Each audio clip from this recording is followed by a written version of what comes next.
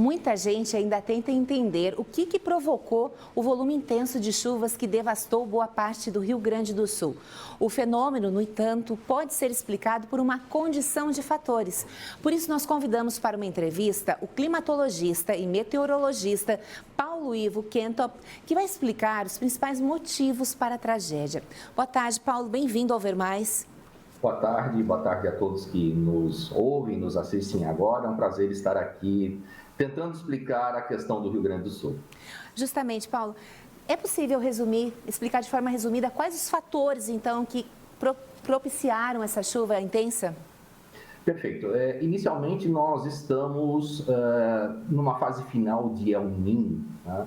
O que é o El Niño? O El Niño é um aquecimento além do esperado das águas do Pacífico, ocorrem em ciclos, e este ano o El Niño veio com uma força maior do que se imaginava. Então, nós temos uma grande porção das águas do Pacífico na linha do Equador, nas costas do Equador, da Colômbia, enfim, com águas superaquecidas. Devido à circulação geral da atmosfera, essa massa de ar quente no Pacífico evaporando, então, quantidades imensas de água para a atmosfera, essa água evaporada circula em direção à região sul do Brasil.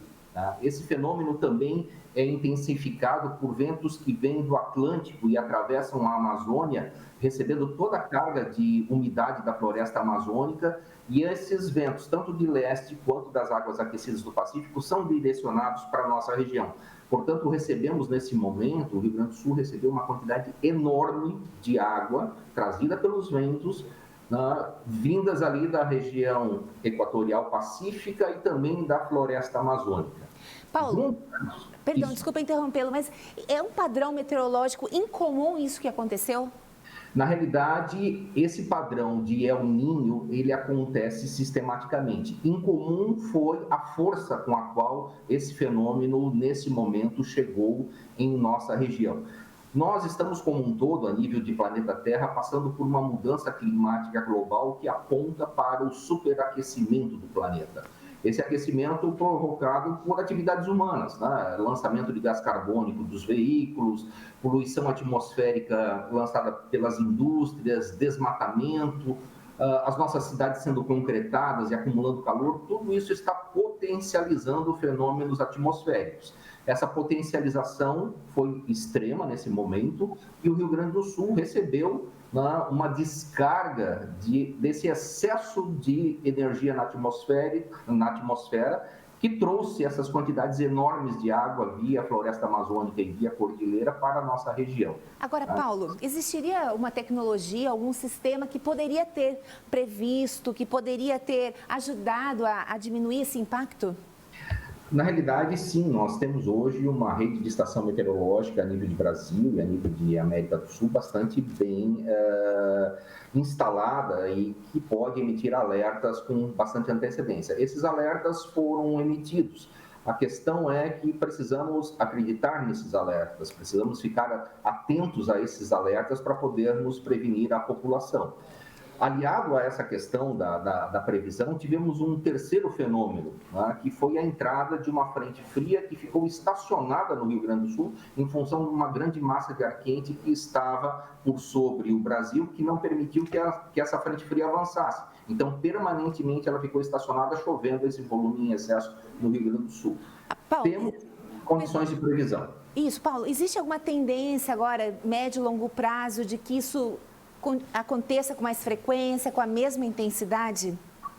Eu diria que a frequência irá aumentar e as intensidades talvez ainda aumentem mais. Por quê? Porque não estamos tomando medidas sérias para a despoluição de nossa atmosfera.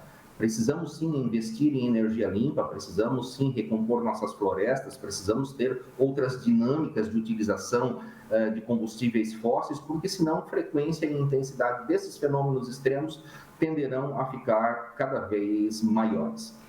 Paulo, quem conhece a região sul, né, quem conhece o Rio Grande do Sul um pouco, sabe lá da topografia, que é muito rica, que ela é diversa e, no entanto, hoje o mapa, visto do alto das chuvas, parece que tornaram o estado uma coisa só, um lamaçal só.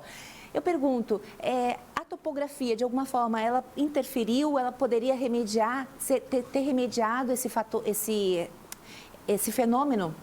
Na realidade, a topografia do Rio Grande do Sul, ele só fez com que esse fenômeno se agravasse. Na realidade, boa parte do Rio Grande do Sul é uma grande planície, uma planície de inundação. Os rios do Rio Grande do Sul, eles correm com muito devagar, né, desaguando suas águas em direção à Lagoa dos Patos, porque na realidade é uma grande planície.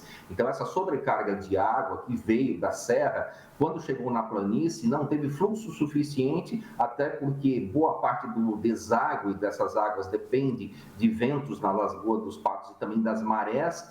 Isso tudo coincidiu com uma semana de marés muito altas e houve esse extravasamento. Portanto, assim, medidas devem ser tomadas para que essas áreas sujeitas a inundações e que voltarão a acontecer certamente, precisam ser tratadas com outra dinâmica de ocupação populacional. A população dessas áreas precisa ser alertada e, quem sabe, removida para locais de maior segurança. Porque, sim, como você disse, a geografia foi muito propícia a que esse fenômeno tomasse essas proporções.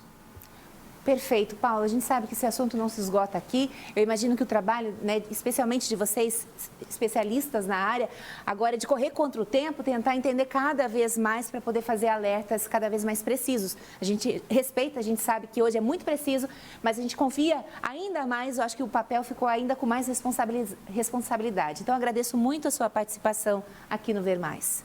Muito obrigado, agradeço também e fico à disposição para outras informações se necessárias. Paulo Quento, meteorologista e climatologista aqui no Ver Mais.